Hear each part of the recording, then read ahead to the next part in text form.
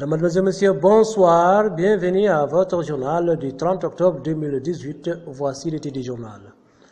La présidence de la République annonce par décret en date de ce jour la composition du nouveau gouvernement. Incinération de produits prohibés au PK30 Nouakchott-Nouadhibou. Clôture des travaux de l'atelier de formation sur les caractéristiques ISO 14001 édition 2015. Bonsoir.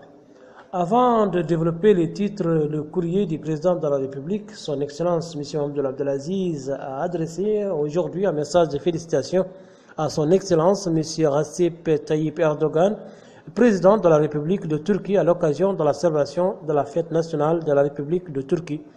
Le chef de l'État a réitéré à cette occasion la volonté de notre pays de renforcer les relations de fraternité et de coopération existant entre nos deux pays dans l'intérêt commun de nos deux peuples frères. Nous continuons ce journal par ce décret présidentiel. Par décret en date de ce jour et sur proposition du Premier ministre sont nommés M. Dia Mokhtar Malal, ministre de la Justice, M. Ismail Ould Cheikh Ahmed, ministre des Affaires étrangères et de la coopération, le général de division Mohamed Ould Cheikh Mohamed Ahmed Ould El Ghazouani, ministre de la Défense nationale, M. Ahmedou Ould Abdallah, ministre de l'Intérieur et de la décentralisation, M. Mokhtar Ould Ndiaye, ministre de l'économie et des finances, M. Ahmed Ould Ehel Daoud, ministre des Affaires islamiques et de l'enseignement originel, M. Mohamed Ould Abdel Fattah, ministre du pétrole, de l'énergie et des mines, et M. Seydina Ali Ould Mohamed Khouna, ministre de la fonction publique, du travail, de l'emploi et de la modernisation de l'installation. Professeur Khan Boubacar, ministre de la Santé, M. Yahya Ould Abdel Daïm, ministre des Pêches et de l'économie maritime, Mme Khadija Mbarek Fall, ministre du Commerce, de l'Industrie et du Tourisme, M. Nani Ould Chourouga, ministre de l'Habitat, de l'Urbanisme et de l'Aménagement du territoire, Mme Lemina Mint El Khoutoub Ould Momo, ministre du Développement rural, Mme Amal Mint Mouloud, ministre de l'Équipement et des Transports, M. Isselmou Ould Sidi El Mokhtar Ould Lehbib, ministre de l'Hydraulique et de l'Assainissement, Mme Naha Mint Hamdi Ould Mouknas, ministre de l'Éducation nationale et de la formation professionnelle, M. Sidi Ould Salem, ministre de l'Enseignement supérieur, de la recherche scientifique et des technologies de l'information et de la communication, M. Sidi Mohamed Ould Maham, ministre de la Culture, de l'Artisanat et des Relations avec le Parlement, porte-parole du gouvernement, Mme Djinda Bal, ministre de la Jeunesse et des Sports, Mme Mariam Mint Bilal, ministre des Affaires sociales, de l'Enfance et de la Famille, M. Amadi Kamara, ministre de l'Environnement et du Développement durable, Mme Zainabou Mint Eli Salem, ministre secrétaire général du gouvernement, M. Mohamed Ould Kimbou, ministre délégué auprès du ministre de l'Économie et des Finances chargé du budget. Le bureau des douanes de l'aéroport international de Nouakchott-Oumtounsi a procédé aujourd'hui à l'incinération de produits prohibés saisis cette année. Cette opération a eu lieu en présence du procureur de la République de la wilaya de Nouakchott-Ouest en compagnie des autorités administratives et sécuritaires de la wilaya. Les rideaux sont tombés sur les travaux de l'atelier de formation sur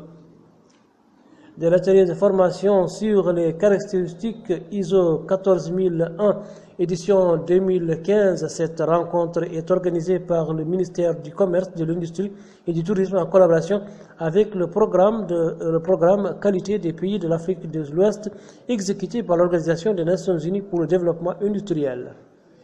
Les travaux du 12e colloque annuel de l'Association internationale des services du Trésor se poursuivent pour la deuxième journée consécutive.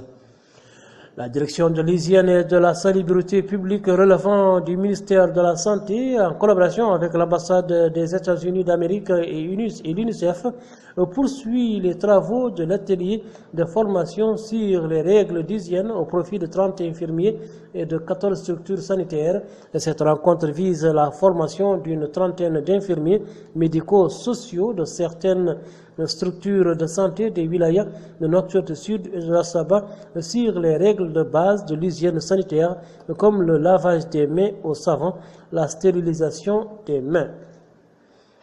Au chapitre politique, le palais des congrès de Nouakchott a abrité hier soir le congrès extraordinaire du parti El-Wiyam en présence des délégués des différentes wilayas venus pour l'adoption des recommandations du Conseil national du parti, congrès au cours duquel la fusion du parti El-Wiyam démocratique et social dans le parti de l'Union pour la République a été annoncée. Le président de l'UPR, Sidi Mohamed Ould Maham, a dans son mot de bienvenue en faveur de ce geste invité toutes les composantes de la classe politique à suivre cet exemple qui ne manquera pas de contribuer à renforcer la démocratie d'une part et à limiter la multitude de formations politiques qui a démontré son échec au cours des dernières élections d'autre part.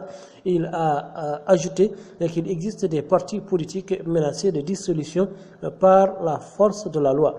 À son tour, le président du parti El-Wiyam, M. Boudialou Ahmed, a indiqué que la décision de la fusion met fin au parti El-Wiyam démocratique et social et fait de ses membres, de ses députés et conseillers municipaux une partie intégrante de l'UPR. Enfin, l'équipe nationale de basket se prépare pour la phase finale de la 10e édition de la Coupe d'Afrique de basketball 3x3 senior qui se déroulera du 9 au 11 novembre prochain à Lomé au Togo. L'équipe nationale de basket s'est qualifiée en août dernier face au Mali, Ghana et la Gambie. Madame, mademoiselle, monsieur, merci.